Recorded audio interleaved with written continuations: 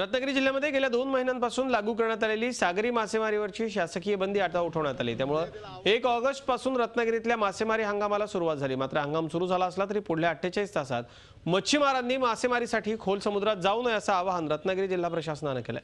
पुढच्या 48 तासात कोकणात वादळी वाऱ्यासह मुसळधार पाऊस कोसळणार असल्याचा अंदाज वेधशाळेने वर्तवला। सोबतच अमावस्या असल्याने समुद्राला मोठ्या प्रमाणावरती उधाण येणार आहे। त्याकरता मच्छीमारांना जिल्हा प्रशासनाने हा सावधानतेचा इशारा दिलाय। मंगळवारी आणि बुधवारी जे आहेत ते दुपारी 12:30 वाजताच्या सुमारास भरतीच्या वेळा आहेत। त्यामुळे नागरिकांनी याच्यामध्ये विशेषतः खबरदारीच्या उपाययोजना घ्याव्यात याच्याबद्दल मी त्यांना आवाहन करतो। त्याचप्रमाणे आजपासून जो आहे तो मच्छीमारीचा मोसम सुरू होत आहे।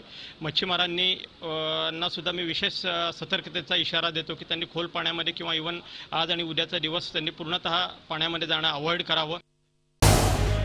झी 24 तास रहा एक पाऊल पुढे।